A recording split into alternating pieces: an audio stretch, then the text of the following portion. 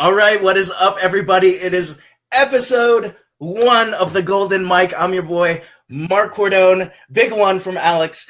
We are with Alex Maffett, who is a amazing story, has amazing tips that she's going to share with us. For those of you who are ready to go and really start pursuing the profession of your dreams, Alex just did it. She's in the middle of it. And so it's the perfect time to get her on this show to talk about what are the tips that you're practicing right now to go into that transition, right?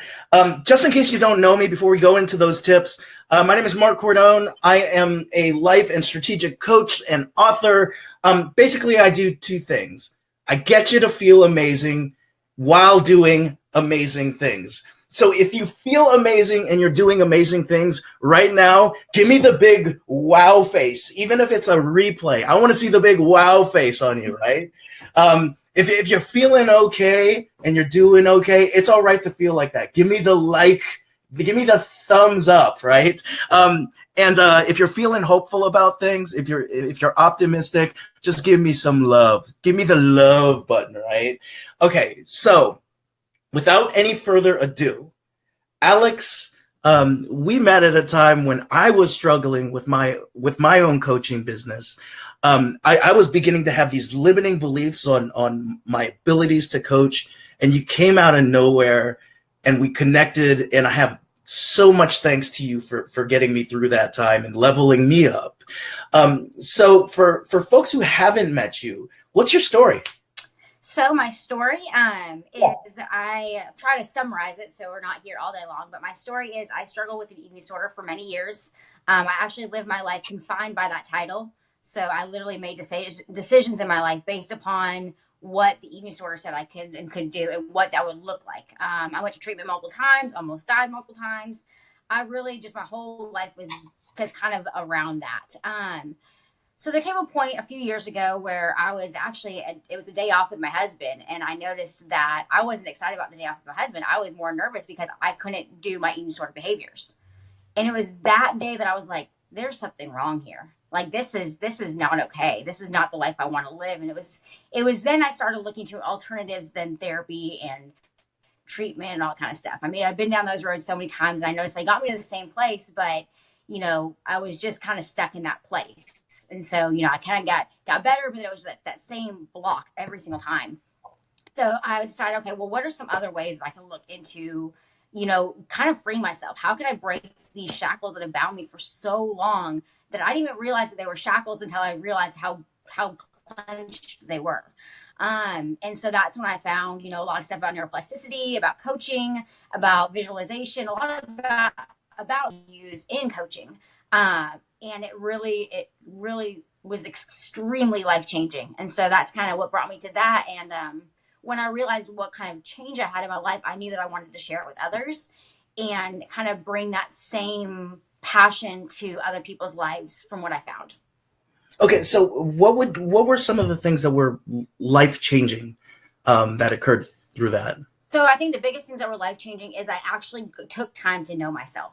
So I found out my values. I really was like, okay, well, I thought I valued, certain things because eating disorder valued those, right? The things that I became addicted to valued those. But I never really realized, what do I value? What do I, Alexandra, value? And I wonder, if you guys out there really know what you guys value. So, I mean, we'd love to see what you guys value too. Or if you even know that right now, or if it's something you're like, well, I've never really thought about it. Society keeps us going so quickly that we never take the time to really get to know ourselves. So one of the big things I found was values and really getting to see my values. The other thing would be visualization. I really had a lot of times where I was like, there was a period in my life where I would not even go an hour down the street. That was too much sitting. I was too scared to do that. And I was too much out of my control. And my family lived an hour away, never saw them. And I visualized my life for the rest of my life. Do I really want to be scared of going an hour down the street? Or do I really want to live in a life where I have to do the exact same thing? And so usually in the tools of visualization to say, who do I really want to be? What do I want life to really be like? When I'm 70, what do I really want to be doing? And just using that time and that space to really think about it. And for me, both of those two things were life changing. And the third thing, if I was going to give three, was also reading the book You Are Not Your Brain by Mark Schaubel. It's an amazing book that talks all about neuroplasticity and how, our thoughts and our patterns in our brain, and it makes sense they go the way they do. But we don't have to let them control us, that we actually have the ability to control them. And it takes work and time and commitment, but that we have the capability of changing the way our brains work. So that's probably the three things. Absolutely. And I think one of the things that I'm hearing about your story was going from a place where it's almost, and we've been trained like in weird languages. So we're going to not use coach speak, but like one of the lowest, you almost said it. One of the ways that a person can have a perspective on the world is sort of this victim mentality where I don't have any kind of control in my life over anything. I'm a victim to the world. And it sounded that through these tools and through these through visualizations, through being empowered, through your through realizing your values, you were able to empower yourself. Mm-hmm. You were able to gain some control over what it is that where you wanted to go. Is that what I'm hearing? Yeah, that's definitely correct. Okay. And the thing that's interesting about it too is I felt like I was a victim at it, but there's a lot of stuff that when you're in treatment, when you're going to doctors like that all the time, they say you're pretty much going to live like this forever. So not only was I telling myself that I was a victim, but there's other people saying, well, this is pretty much what you're going to have to deal with forever. So I was being validated in that. Yeah. And so that was really when I realized that, wait, I have the ability to control this. This is not something I have to let control me, and I have the ability to do this. It was extremely empowering. And so it really brought me out of that I'm a victim to this place. Yeah. So let me ask you this. It sounds like you've gone through a lot of different modalities of working through your challenges. Mm-hmm. What would you say are the big differences between treatment versus coaching? Ooh, that's a big one. That's something I'm passionate about, actually. So the biggest difference between treatment and coaching. So treatment is a lot of backwards focus. So it's a lot of how did you get here? Why is this happening to you? What happened? We need to work through that, kind of more of that therapy type stuff of, why did this happen and where are you at and how can you, pretty much what is your trigger zones, if that makes sense. There's a lot of that trigger word. And with coaching, it's like, who do you really want to be? Like really take a second and say, who do you want to be? What's your life? What do you want your life to be like? So let's just say this whole thing is kind of with therapy and treatment and everything. You're part of it. With coaching, you're out of it. You are your own self and you have the choice to do whatever you want to do. So it's kind of disengaging from being controlled by the disease and being limited by it. Does that make sense? Yeah, that makes total sense. Now, just to follow up on that, is treatment and coaching mutually exclusive? Like, do you have to choose treatment or coaching, or can you do both? I think they're wonderful work together. I actually love working with people that are in treatment at the same time because the treatment lets them work through what they're going through and what's happened, while I'm on the other side empowering them to move forward. So I think it's very important to work through that. I'm not meaning to say that it never happened or to forget about it or ignore it, but more recognize it, but then take the time to say, I'm empowered and I can move forward. So I think that they're great work together. Yeah, that's awesome. I'm actually thinking about a metaphor, and I can't remember who said it to me, but they used this metaphor to distinguish between treatment and coaching. And they said that if you are, walking on your journey and you come up to a locked fence, mm-hmm. A treatment is basically understanding why that fence is locked, mm-hmm. And looking into the past and knowing the reasons why. Coaching is looking at the other side of the fence and how to get to the end. I love that. Does that make sense? Yeah, no, makes complete sense, and I love that. Does that make sense, y'all? Give me like a thumbs up or a reaction, or give me a metaphor for the way that y'all see treatment versus coaching, or if you have any opinions on that. So now you're a coach now. So talk to us about this. So I went through IPEC, which is the school program that actually you went through as well to get my coaching license. So I should be certified completely within the next month. My goal was March 30th. So I should be the master level practitioner certified this next week. So that's exciting. Congratulations. But so what brought me here, like I said, kind of mentioned to you earlier, was realizing how much different this type of thinking really improved my life. And I wanted to know how, how can I share this with others? What can I do to use this tool with others? And so that's when I started kind of finding upon coaching and started the coaching journey. And it started with my thinking of I was just going to help people with eating disorders. Yeah. When I went into it, I was like, well, I'm just going to help. I'm just going to be an eating disorder coach. And the more I went through the journey, the more I became super passionate about helping anybody that feels limited by a position in their life or feels stuck, whether it be a career situation or a relationship or a diagnosis or anything. That I just wanted to help all those people out there that said, oh, well, I'm stuck with this and it's never going to change, and empower them to say, you can make it change. Let's work on it together and move them forward. So that's kind of what got me to coaching. What, coaches have specialties. So what would you say is your specialty? So I think my specialty is helping women between the ages of 20 and 45 kind of rewrite the script of their life.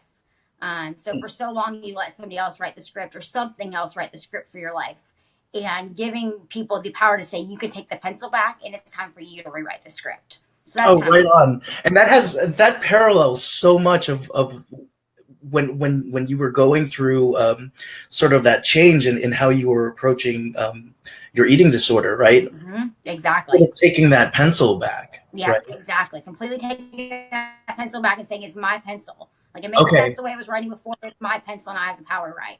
Okay, so talk to us about how you're transitioning into coaching right now. So I'm transitioning into coaching by working full-time right now, but also working full-time on coaching. So if I'm not at my current job, I am literally doing everything coaching. So I'm super excited about it. I am quitting my full-time job April 30th. So 63 days away. Not that anybody's counting, but I am quitting my full job April 30th to make the leap. I can't hold this passion back and this excitement back any longer from sharing with other people. So I'm just ready but extremely scared to take the leap of faith. Okay, so I think that this is a perfect time to ask you about some tips, because probably one of the biggest things that I see from my clients who've gone through the visualizations, they have an idea of what their passion is, and they're beginning to feel the fear coming up, and it's beginning to paralyze them. Mm-hmm. What are some tips that you have for us, for those of us who want to go and take that leap? Okay. So I think my first tip would be to get support. So we are surrounded by people all the time that are either encouraging us or pulling us down, and gaining the support of people that are going to cheerlead you on that leap, on that journey, that are going to support you and encourage you to do whatever you need to do is huge. I have a very supportive family and friends, and actually, I found people. So not only if I didn't have them, I found the people I needed to gain that support. So kind of reaching out of your comfort zone to find the support you need and taking that leap of faith. The second thing would be probably really recognizing your reason why, really sitting with yourself and remembering, why do you want to do this? Like, what makes you want to take this leap of faith? What brought you here? Who do you want to be? Kind of visualizing the why of why you're doing it, really. And then probably the third thing would be more so having a plan B. Because that kind of gives you the idea of if this leap of faith doesn't work, your plan B is kind of your net at the bottom. So for me, my plan B is there's always going to be a job out there. So, I'm very good at my job, so I'm leaving with a good notice. So, if worst comes to worst, push comes to shove, something real bad happens, I can always go back and get a job. And that's my plan B. So that's my safety net. And so I encourage people to have those three things, the support and encouragement. The second thing would be the reason why. And then the third thing would be that plan B, to really recognize that they can make this leap. And, if worst comes to worst, then there's that safety net of a real job always being there at the bottom. Yeah. And, I think those three tips are like so matter of fact, right? Get support. But when you're actually making those declarations, right? 63 days, I just posted it up. When you go and watch the replay, it's funny because it's like 63 days across the screen.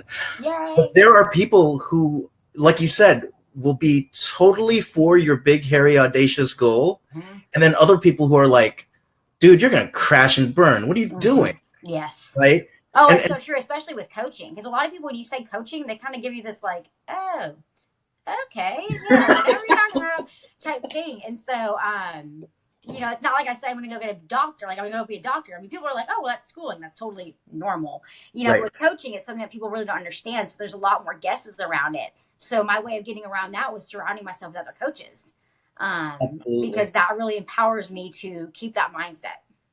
Absolutely. Absolutely. So this is the reason why the show is called The Golden Mike, right? So you have been super awesome.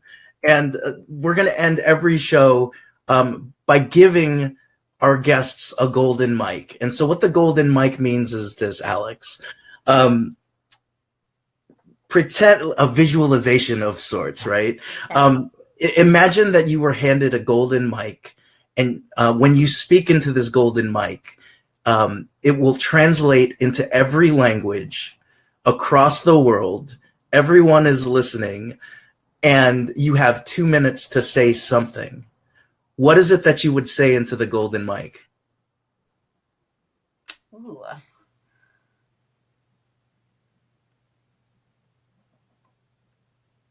I think what I would say is that you are not defined by your circumstances. You are not defined by anything that's happened to you in the past. You are not defined by what people called you. You're not defined by the money you have. You're not defined by the clothes that you wear. You're not defined by anything. That you have the ability at any point in your life, I don't care if you're 15 or 150, to decide this is not what you want your life to be and to redesign it. You have the power and the capability and the strength to change that at any point in time. And only you can take that step. And I just empower each person to really look at their lives and say, is this who I want to be, or do I want something else? And if you see that it's who you want to be, great, that's wonderful. I congratulate you. But if you see that you want something else, I strongly encourage you to find that and live that and go and be it, because there's nothing holding you back. That's it. That's the golden mic. Right. Alex, thank you for joining us. I just posted your email address to get in touch. If somebody does email you, what can you help out with? I'd love to give anybody a complimentary introduction session. Right on. Give them an idea of what coaching is all about and kind of what that work looks like.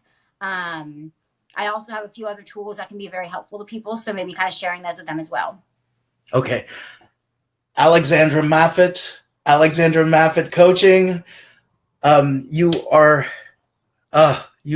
awesome. Congratulations to you. Congratulations to everything that you're doing and the clients that you're serving. Let's keep in touch. Yes, of course. I'd love to. And I'd love to help anybody else out. So feel free to give me a shout.